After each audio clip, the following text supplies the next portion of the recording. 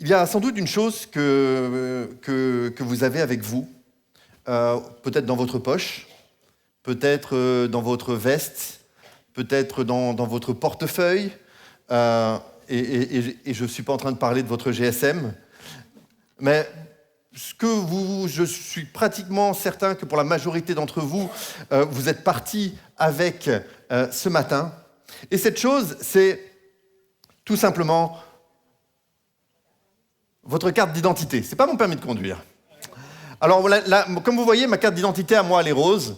Je sais que pour ceux qui sont belges, la carte est d'une couleur différente, mais la mienne, elle est rose parce que, comme vous le savez, je suis étranger. Voilà.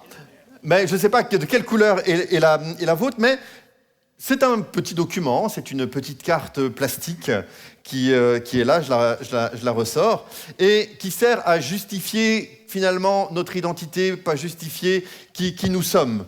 Et il y a quelques informations dessus, votre date de naissance, votre nom, votre prénom, votre nationalité, etc. etc. Et c'est un document qui est assez important, puisque dans certaines circonstances, vous devez quand même pouvoir justifier qui vous êtes et quelle est votre identité. Mais je crois que la question de l'identité, ça ne se résume pas aux informations que l'on trouve sur cette carte. Ça ne se résume pas à simplement votre nom, votre prénom, votre date de naissance. Mais je crois que la question de l'identité est une question absolument centrale pour notre vie de tous les jours. Et je crois aussi que le monde dans lequel nous vivons fait face à une crise d'identité. La question de l'identité est vraiment tellement importante, particulièrement peut-être dans l'époque que nous vivons, dans le cadre dans lequel nous vivons, parce que combien de fois nous entendons les uns ou les autres dire « mais je ne sais pas qui je suis, je ne sais pas quel est mon but dans la vie, je ne sais pas à quoi je suis appelé ». Et laissez-moi vous donner quelques statistiques qui, je pense, ont un rapport avec l'identité. Peut-être pas uniquement, mais qui ont quand même un rapport avec l'identité et qui sont, en tout cas pour ma part, que je trouve totalement affolantes. En 2020, donc c'était il y a 4 ans, en 2020, il y a eu 1732 suicides en Belgique. 1732. C'est le suicide, c'est la première cause de mortalité, la première cause de décès pour les jeunes entre 15 et 24 ans. C'est-à-dire qu'il y a environ 25% des décès des 15-24 ans qui sont dus au suicide. En 2018, et je pense que les statistiques sont un peu les mêmes et même ont augmenté pour diverses raisons, mais le Covid aussi est passé par là, environ un quart des personnes, des Belges, 24%, et là c'est 2018, et je pense vraiment que ça a augmenté, présentaient un trouble anxieux ou dépressif. C'est les réalités, c'est des statistiques officielles. Depuis 2018, et une loi qui est passée en Belgique, le nombre de personnes qui désirent changer de sexe, des hommes qui désirent devenir des femmes ou des femmes qui désirent devenir des hommes, a fortement augmenté. Et on pourrait parler d'autre chose, on pourrait parler de la question de la transidentité ou du transgenre, on pourrait parler des personnes qui ne se considèrent ni hommes ni femmes, mais qu'on appelle des non-binaires. On ne va pas trop rentrer dans ces détails, mais c'est quelques exemples simplement pour montrer qu'il y a réellement un combat par rapport à l'identité, par rapport à qui nous sommes et à quoi nous sommes appelés. L'identité, c'est principalement 3 choses. C'est, premièrement, comment tu te vois toi-même. Deuxièmement, qui tu es réellement. Et troisièmement, pourquoi tu penses avoir de la valeur. Pourquoi tu penses être important. Par rapport aux personnes qui ont des tendances suicidaires, une des choses qui revient, par exemple, c'est que pour eux, ils ne pensent pas être importants. Ils ne pensent pas avoir de la valeur. Et j'aimerais que nous parlions, que nous puissions réfléchir ensemble à ce sujet ce matin, parce que ne croyons pas que l'Église est épargnée. Peut-être que ce matin, nous avons parmi nous l'une ou l'autre personne qui a des troubles dépressifs ou des problèmes avec l'anxiété, ou peut-être qui a des combats avec des pensées, peut-être des pensées suicidaires. C'est la réalité de ce que nous pouvons éprouver à un moment de notre vie et comment nous allons voir comment le Seigneur peut nous aider par rapport à cela. Puisque toutes ces questions de l'identité, je crois que nous trouvons notre réponse en Dieu, dans le Dieu de la Bible qui nous parle, dans le Dieu de la Bible qui nous conduit, dans celui qui va nous expliquer, nous donner finalement une identité totalement nouvelle. J'aimerais pour cela dire, on va lire deux passages qui sont à la suite, donc la fin du 3e chapitre de l'évangile de Matthieu et le début du chapitre 4, où l'on voit deux épisodes où on voit Jésus, premièrement, se faire baptiser, et tout de suite après le baptême, nous allons voir Jésus avec cette rencontre, en tout cas ce moment avec Satan, où il va être tenté. Et ce baptême de Jésus et cette tentation de Jésus nous parlent de l'identité, de qui était Jésus.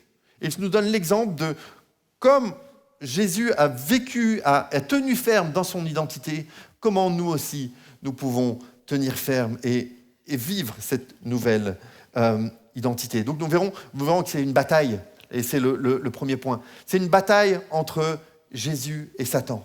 Ce moment de baptême, mais aussi surtout ce moment de la tentation, on va voir que c'est une bataille spirituelle. Et peut-être l'une des plus grandes batailles spirituelles qui ait jamais eu lieu sur Terre. Alors nous aimons bien les batailles. Moi j'aime un peu les films d'action, où il y a des batailles, vous savez, les films de super-héros, et quand on pense à des batailles, c'est des immeubles qui s'effondrent, des voitures qui font des cascades, etc., etc.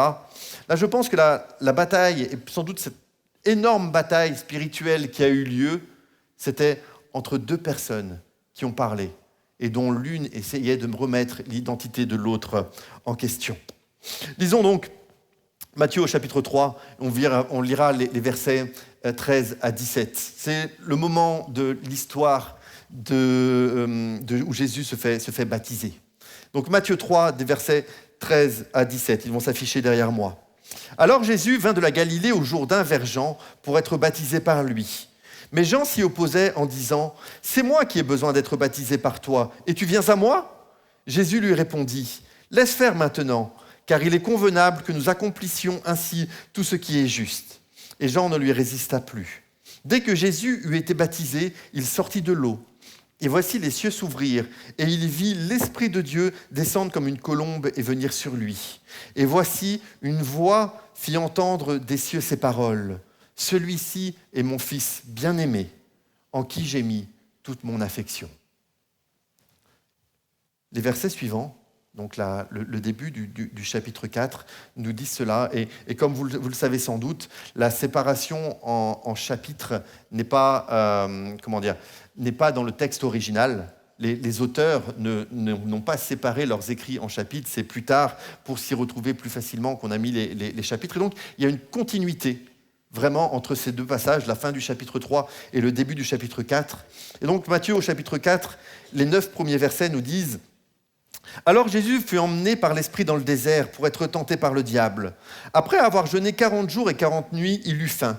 Le tentateur, s'étant approché, lui dit « Si tu es le Fils de Dieu, ordonne que ces pierres deviennent des pains. » Jésus répondit « Il est écrit, l'homme ne vivra pas de pain seulement, mais de toute parole qui sort de la bouche de Dieu. » Le diable le transporta dans la ville sainte, le plaça sur le haut du temple et lui dit « Si tu es fils de Dieu, jette-toi en bas, car il est écrit, il donnera des ordres à ses anges à ton sujet, et ils te porteront sur les mains, de peur que ton pied ne heurte contre une pierre. » Jésus lui dit « Il est aussi écrit, tu ne tenteras point le Seigneur ton Dieu. » Le diable le transporta encore sur une montagne très élevée, lui montra tous les royaumes du monde et leur gloire, et lui dit « Je te donnerai toutes ces choses si tu te prosternes et m'adores. » Jésus lui dit « Retire-toi, Satan, car il est écrit, tu adoreras le Seigneur ton Dieu, et tu le serviras lui seul. » Alors le diable le laissa, et voici les anges vinrent auprès de Jésus et le servirent. C'est assez étonnant, ces deux passages qui sont à la suite et qui forment une continuité, où finalement, dans ce premier passage, l'histoire du baptême de Jésus, l'identité de Jésus va être affirmée, clairement, avec ce moment où les cieux s'ouvrent, avec la voix qui se fait entendre du ciel, où le Père va dire « Celui-ci est mon Fils bien-aimé, en qui j'ai mis toute mon affection ». L'identité dans ce passage de Jésus est totalement expliquée, affirmée. Jésus l'entend, tu es le Fils de Dieu, celui-ci est le Fils de Dieu en qui j'ai mis toute mon affection.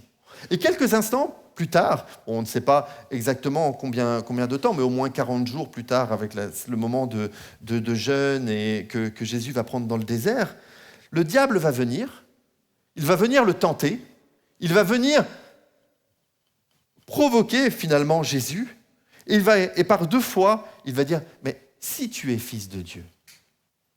Vous voyez, ce rapport, cette confrontation entre ce que le Père affirme de Jésus et ce que le diable va essayer de semer comme doute. Le diable va toujours essayer de semer le doute. Il va venir pour essayer de provoquer des questions, des réflexions malsaines. Et il est question ici, au moment de cette tentation, de l'identité de Jésus qui va être remise en question. Et le diable va remettre cette identité totalement en question. Et c'est tellement important pour nous aussi de nous rendre compte qu'il y a ici un combat par rapport à notre identité. Qu'il y a un combat par rapport à ce que le Père va dire de nous et ce que le diable va essayer de nous faire croire. Et dans quelle réflexion le diable va essayer de nous mener. J'aimerais à travers cette histoire, vous réaffirmer trois vérités qui sont essentielles, qui sont tellement importantes par rapport à notre identité. La première de cette vérité, c'est que je suis aimé dans toutes mes circonstances. Je suis aimé dans toutes mes circonstances. Ici, le diable va venir voir Jésus et quelque part, il va lui dire, mais si tu es fils de Dieu, si Dieu t'aimait réellement, ta vie serait différente. Et c'est un murmure que le diable aime venir susurrer aux oreilles des enfants de Dieu. La question du pourquoi, c'est une question que l'on retrouve tellement souvent dans la parole, où des hommes et des femmes vivent des épreuves, où les hommes et des femmes vivent des difficultés, et ils se posent cette question, mais pourquoi ? Pourquoi cela m'arrive ? Pourquoi moi ? Si Dieu m'aimait réellement, pourquoi il a laissé cela se passer dans ma vie ? Et c'est une question finalement que chacun d'entre nous, à un moment ou à un autre, nous nous sommes posés. Et il n'y a pas besoin de jouer à l'ultra spirituel en disant non mais moi ça m'est jamais arrivé. Je crois réellement que c'est une question par laquelle chacun d'entre nous passe à un moment. Cette question du pourquoi Seigneur tu permets cela ? Pourquoi tu ne m'accordes pas ce pourquoi j'ai prié ? Si Dieu m'aimait réellement, pourquoi ?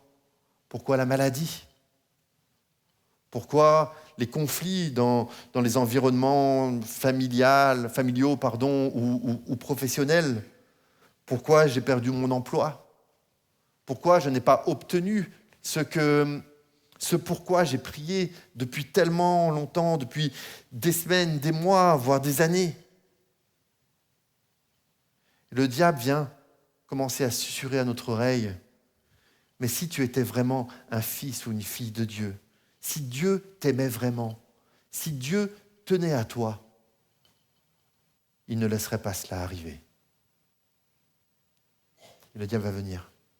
Essayez encore et encore et encore de troubler notre identité. Comment Jésus va réagir ? Tu ne tenteras pas le Seigneur, ton Dieu. En d'autres termes, Jésus va dire, mais je ne vais pas remettre en question le caractère de Dieu, la fidélité de Dieu, tout ce que j'ai vécu avec Dieu, je ne vais pas le remettre en question à cause de mes circonstances. Nous sommes plus que nos circonstances. Dieu nous aime dans nos circonstances. Et il nous accompagne dans ce que nous vivons. La parole de Dieu est vraie et son caractère est immuable. Dieu n'a-t-il pas prouvé son amour à la croix ? Dieu ne nous a-t-il pas prouvé son amour par la résurrection ? Dieu n'a-t-il pas prouvé son amour à un moment où nous avons pu vivre cette rencontre avec lui ? Et combien de fois nous pouvons dire, mais Dieu est fidèle. Et je ne suis pas en train de nier les difficultés ce matin, surtout pas. Je suis en train de dire, dans nos difficultés, dans tes difficultés, n'oublie pas que Dieu t'aime. Tu es bien plus que tes circonstances. Tu es bien plus que ce que tu es en train de vivre aujourd'hui. Tu es un enfant de Dieu, un fils ou une fille de Dieu qui est aimé du Père. La deuxième chose qui est importante, je crois, c'est que nous avons été créés pour une destinée unique. Nous sommes chacun différents. Comme vous le savez, et ça, voilà, c'est pas un secret, je vous l'ai déjà dit plusieurs fois, il m'arrive parfois de cuisiner. Voilà, vous le savez. Vous le savez, voilà. Et parfois, ça m'arrive, vous savez, quand je cuisine, de suivre une recette. Oui, c'est bon. Donc, il m'arrive parfois de suivre une recette. Alors, une recette qu'on trouve sur un site internet ou sur Instagram ou quoi que ce soit. Et donc, je cuisine, des tutos, et je suis la recette. Et assez régulièrement, ce qui se passe, c'est que ce que j'ai fait, ça ne ressemble pas à la photo. Alors, je regarde la photo, je regarde mon plat, je regarde la photo, je regarde mon plat, il y a quelque chose qui ne va pas. Il y a quelque chose qui manque. Et voilà, mais c'est très bon quand même. Le diable va nous mener à la comparaison. Le diable va nous mener à la comparaison. Et c'est absolument amplifié avec le phénomène des réseaux sociaux. Le phénomène des réseaux sociaux. Parce que les réseaux sociaux, les gens qui postent dans les réseaux sociaux, ils ne vont pas poster leurs difficultés. Ils ne vont pas poster leurs problèmes. Ils vont poster que tout va bien. Et c'est terrible parce que vous regardez les réseaux sociaux et, par exemple, au moment des gens qui fêtent leur anniversaire de mariage, moi, je vais essayer de faire quelque chose un peu simple, un peu simple. Voilà. Et puis, vous regardez sur les réseaux sociaux, il y a des gens qui amènent leurs femmes en voyage, à la plage, au restaurant et tout. Et tu te dis, mais je dois être un mauvais mari. Attention. Parce qu'au-delà de la blague, combien d'entre vous, et particulièrement peut-être les femmes ou les hommes aussi, vous avez pensé, oh mais quand je le vois à quel point il réussit l'éducation de ses enfants, moi je suis un mauvais parent. Combien de fois vous regardez et vous regardez les témoignages des uns et des autres et vous dites « Ah mais moi je dois être un mauvais chrétien ». Parce qu'il y a cette comparaison amplifiée par les réseaux sociaux. Et vous trouverez toujours quelqu'un de meilleur que vous. Vraiment, vous trouverez quelqu'un de meilleur que vous. Si vous cherchez très très bien, vous pouvez même trouver des meilleurs prédicateurs que moi.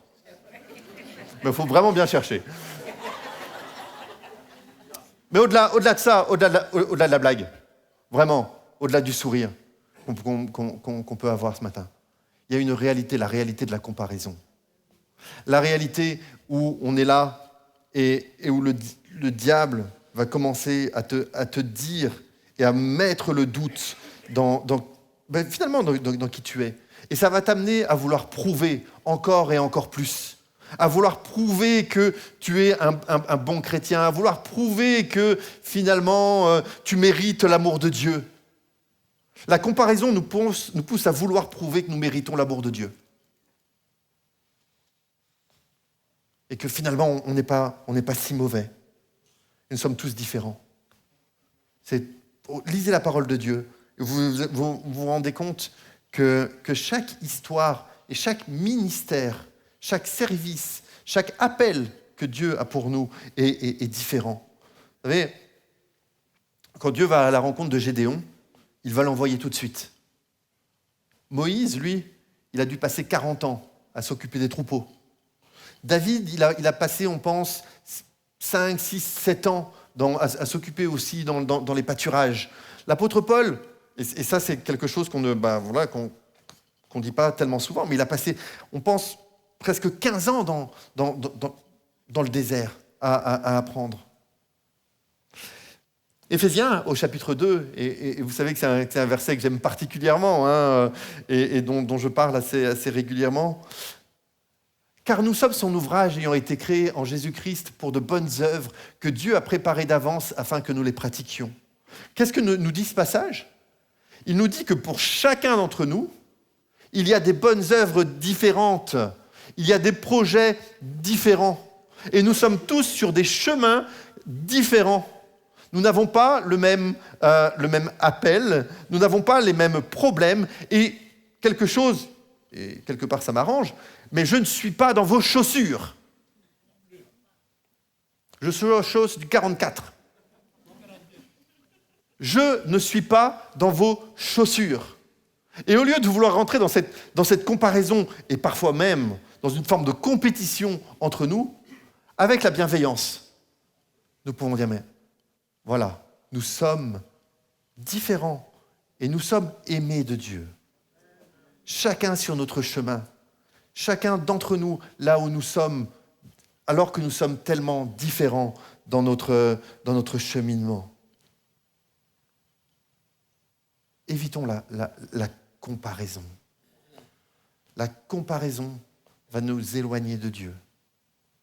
Alors que savoir que nous sommes uniques, avec une destinée unique, une pensée de Dieu unique pour chacun d'entre nous, va nous rapprocher de Dieu.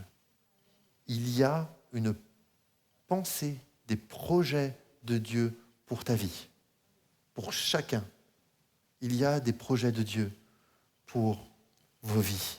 En plus, la comparaison risque de faire ressortir toutes les mauvaises choses de qui nous sommes. De la jalousie, de l'amertume, de la colère peut-être, de la peur de ne pas être assez bien ou de ne pas faire assez bien. Nous sommes aimés du Père. Nous n'avons pas besoin de nous comparer. La troisième vérité qui est pour moi absolument essentielle à comprendre en tant que croyant, c'est que nous sommes plus que nos défaites, que nos échecs ou que nos péchés. Nous ne sommes pas définis par nos échecs. Nous ne sommes pas définis par nos difficultés. Satan va utiliser nos échecs, nos défauts, pour nous démolir, pour nous rabaisser, pour nous faire croire que nous ne valons rien, que nous n'avons aucune valeur, aucun intérêt.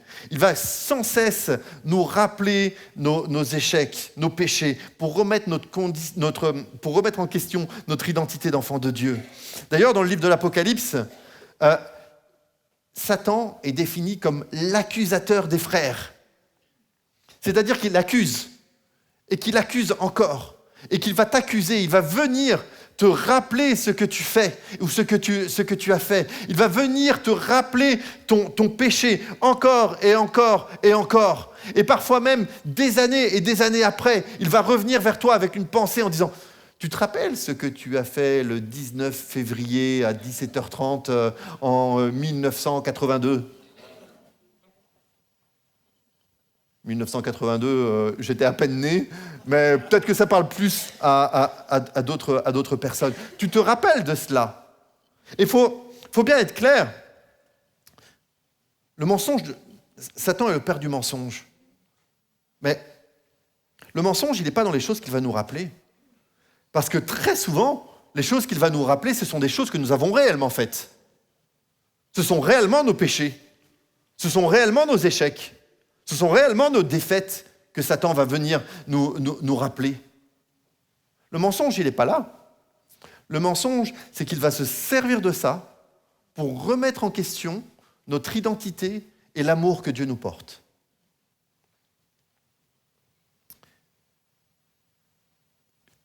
Le diable, comme le Saint-Esprit, va signaler notre péché. Les deux. Les deux vont nous parler de notre péché.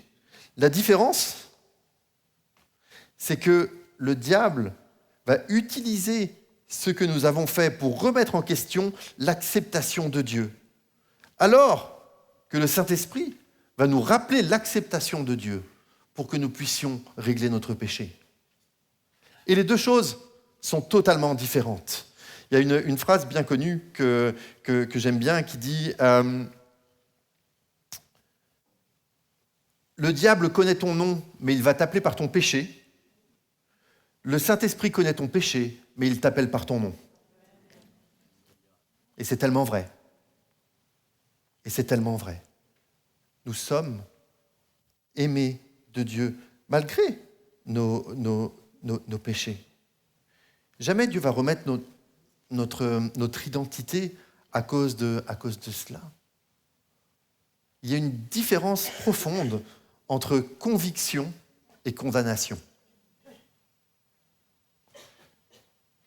Le Saint-Esprit va nous convaincre de péché pour que nous le réglions et que nous avancions et que, une fois que c'est fait, une fois que nous sommes pardonnés, une fois que nous sommes repentis, que nous avons demandé pardon, de laisser ça en arrière, alors que le diable va nous ramener toujours et encore à ce que nous avons fait, en murmurant à notre oreille « Mais si tu étais vraiment chrétien, tu n'aurais jamais fait ça. Si tu étais vraiment un enfant de Dieu, tu n'aurais pas agi de la sorte. Tu n'aurais pas de telles pensées. Tu n'aurais pas de tels comportements. »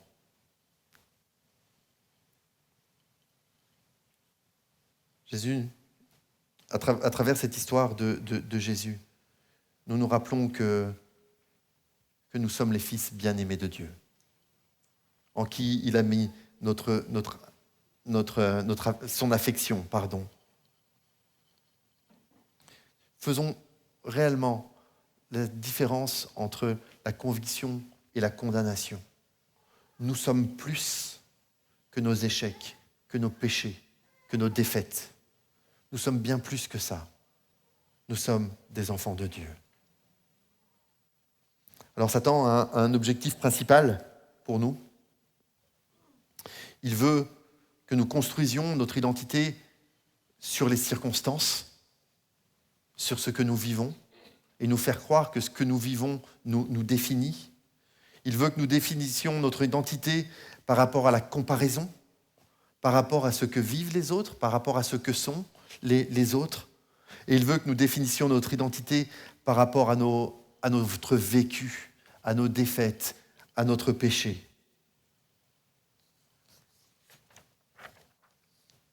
Dieu, au contraire, veut nous faire vivre cette identité de fils et de fille, comme il l'a fait avec Jésus. Pour revenir aux deux passages que nous avons lus, le passage du baptême et le passage de la tentation, il y a évidemment un rapport entre les deux. Et le fait que Jésus ait eu ce moment avec cette déclaration du Père va lui permettre aussi de ne pas tomber, de ne pas succomber à la tentation. Et c'est la même chose pour nous. Connaître notre identité devant le Père, c'est ce qui nous donne le pouvoir de vaincre n'importe quel péché. Et c'est l'acceptation de Dieu et la puissance qui nous libère du péché. Ce n'est pas la récompense d'être libéré du péché. Est-ce que vous voyez bien cette différence? C'est-à-dire que parfois nous pensons, voilà, j'ai ce péché dans ma vie, donc Dieu ne m'aime pas. Ce n'est pas comme ça qu'il faut prendre le problème. Le problème, c'est de se dire, ouais, d'accord, j'ai des combats, mais parce que je suis aimé de Dieu, alors je peux vaincre le péché.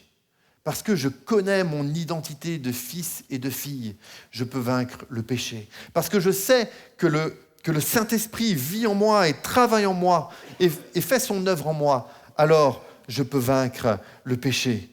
Ce qui est extraordinaire, c'est que quand Dieu nous voit, il ne voit pas simplement Timothée, il voit la vie parfaite de Jésus. Nous sommes aimés de Dieu.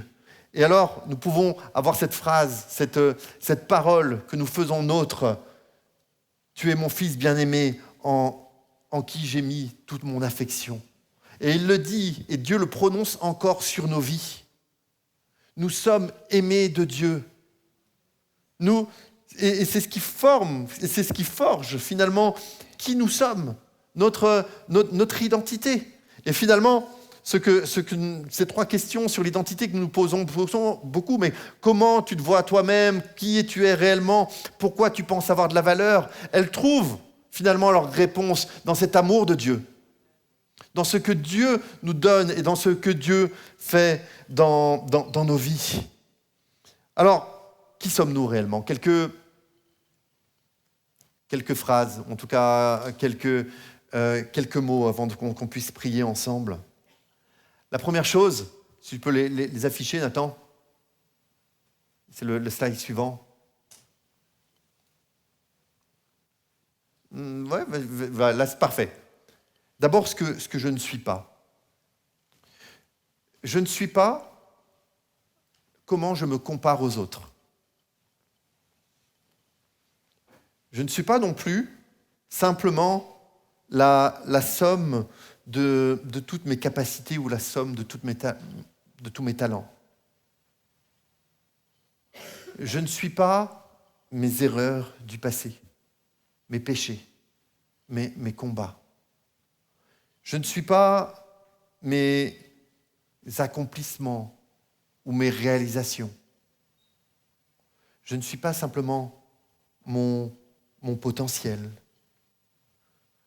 Je ne suis pas le nombre d'amis que j'ai sur Facebook, sur Instagram, sur Twitter, etc. etc. J'ai vérifié ce matin, j'ai 1324 amis sur Facebook. Oh.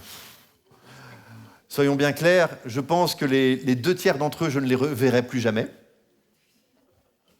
Parce que c'est des gens que j'ai connus à un moment. Je ne suis pas ça. Tu peux avoir 2 amis sur Facebook et être aimé de Dieu. Ce n'est pas le nombre d'amis L'amour de Dieu n'est pas proportionnel au nombre d'amis que tu as sur Instagram, au nombre de likes. Je sais que quand on est jeune, on aime bien poster des choses sur les réseaux sociaux et on aime bien savoir combien on va avoir de likes, combien on va avoir de pouces ou de petits sourires, etc. Mais nous sommes bien plus que ça. Nous sommes bien plus que ce que disent les réseaux sociaux. Je ne suis pas non plus mon niveau scolaire. Parce qu'il y a des réalités. Peut-être que pour des raisons ou d'autres, vous avez eu une scolarité difficile et que vous vous sentez un peu mal à l'aise ou dévalorisé par rapport à ça. Et vous êtes plus que ça. Et votre niveau scolaire ne dit rien par rapport à l'amour de Dieu pour vous. Je ne suis pas ce que pensent mes parents, mes amis ou mon ex-mari, mon ex-femme par rapport à moi. Je ne suis pas non plus combien d'argent je gagne. Parfois, on se définit par rapport à notre situation financière. Et il arrive à la question, mais qui es-tu ? Que beaucoup de personnes répondent, moi je suis directeur d'une grande société. Oui, c'est vrai, mais tu t'arrêtes pas à ça. Je ne suis pas mes péchés, mes échecs ou ma honte. Qu'est-ce que je suis ? Je suis celui que le Père dit que je suis dans la parole. Je suis celui que le Père dit que je suis. Je suis un enfant, une fille, un fils du roi des rois, en qui le Père prend plaisir, en qui le Père a mis toute son affection. Je suis pardonné. Je suis pardonné. Vous vous rendez compte de cela ? Je suis pardonné. Je suis restauré. Et évidemment, parfois le travail n'est pas totalement fini, mais on continue. Nous sommes restaurés, nous continuons. Je suis racheté. Je suis racheté de Dieu. Je suis une nouvelle création. Les choses anciennes sont passées. Voici, toutes choses sont devenues nouvelles. Je suis co-héritier du Christ, avec Christ. Co-héritier d'un héritage spirituel, d'un héritage céleste. Je suis assis avec Christ dans les lieux célestes. Nous avons parlé un petit peu la semaine passée avec le pasteur Éric, mais je suis assis avec Christ dans les lieux célestes. Je suis rempli du Saint-Esprit, guidé par le Saint-Esprit, pardon. Je suis appelé à marcher dans la bénédiction et à être une bénédiction pour les autres. Qui sommes-nous ? Nous sommes des enfants de Dieu. Nous sommes des enfants de Dieu. J'aimerais qu'on puisse prier ensemble ce matin. Et je suis bien conscient que c'est un sujet qui peut remuer beaucoup de choses. Je suis bien conscient que c'est un sujet qui peut avoir provoqué peut-être une forme de malaise dans la vie de l'un ou de l'autre. Et je pense que ce matin, pour plusieurs d'entre nous, il y a besoin de vivre comme une réaffirmation de notre identité, de réaffirmer qui nous sommes, de pouvoir recevoir finalement cette confirmation, de pouvoir recevoir, comme nous avons entendu, comme nous avons lu ce ciel qui s'ouvre et cette parole qui vient te dire « Mais tu es mon fils bien-aimé, ma fille bien-aimée, en qui j'ai mis toute mon affection. »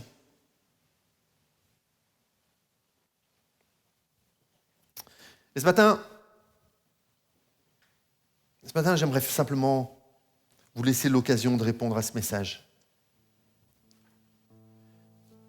J'aimerais simplement que tu puisses dire dans ton cœur, parce que ça commence dans ton cœur, que tu puisses dire, mais Seigneur, tu vois mes circonstances, tu vois que je ne comprends pas, tu vois ces questions que je me pose depuis longtemps.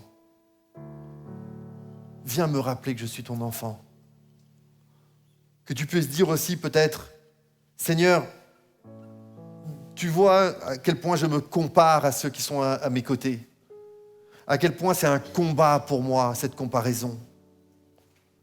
Viens me rappeler que tu as une destinée particulière pour moi, qui ne dépend pas de ce que vivent les autres. Peut-être que ce matin, tu luttes avec ces paroles de Satan qui veut te faire toujours retourner à ce que tu as pu faire, à tes péchés passés. Et là encore, nous avons besoin d'entendre cette parole qui nous dit, mais je suis ton fils bien-aimé, en qui j'ai mis toute ton affection, mon affection. Ah, Jésus.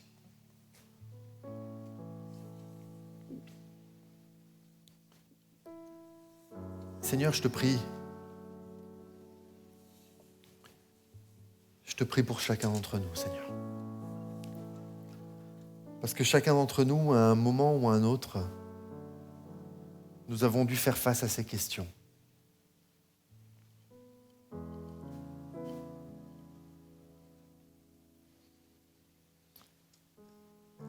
Seigneur, je te demande ce matin que ton Saint-Esprit parle dans nos cœurs.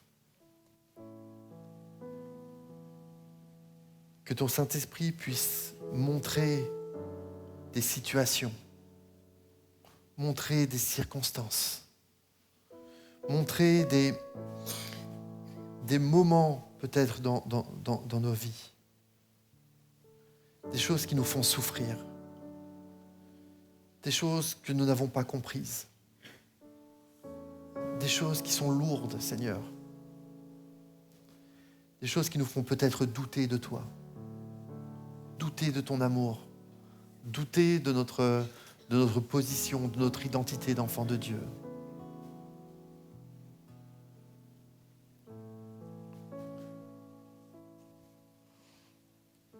Seigneur, tu viens ce matin. Tu viens simplement parler dans nos cœurs. Tu viens simplement, Seigneur, avec douceur, avec précaution, Seigneur.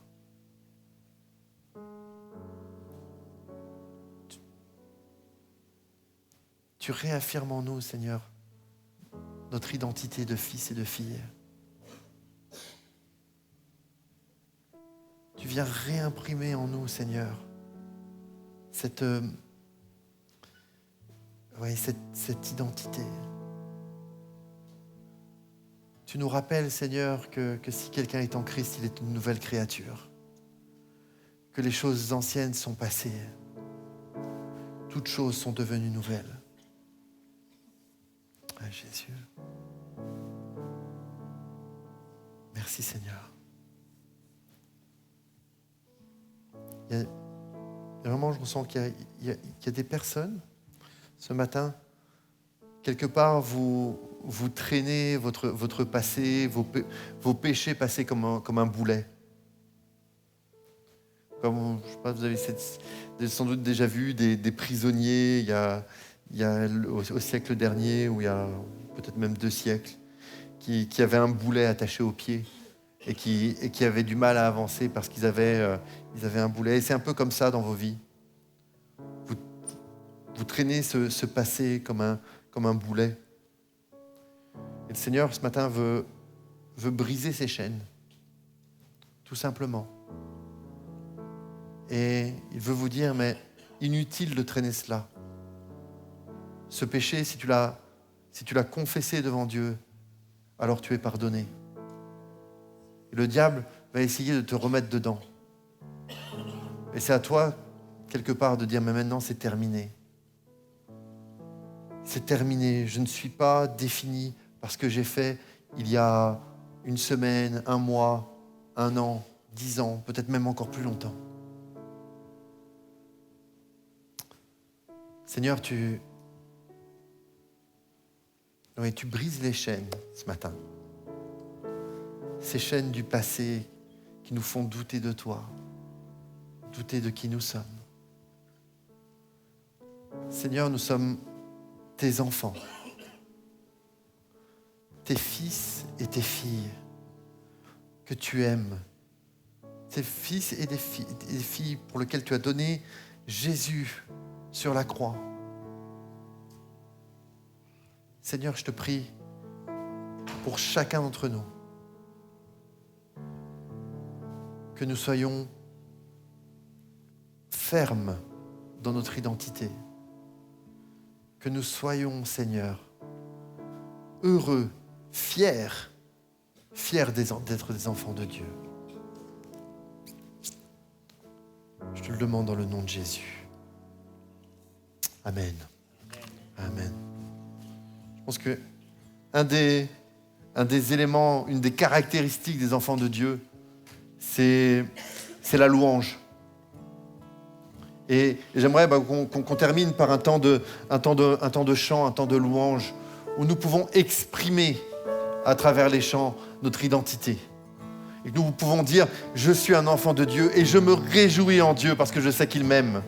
Parce que je sais que je n'ai pas besoin de me comparer aux autres. Parce que je sais que je n'ai pas besoin de douter de son amour malgré mes circonstances.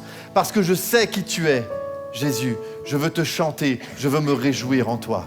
Amen.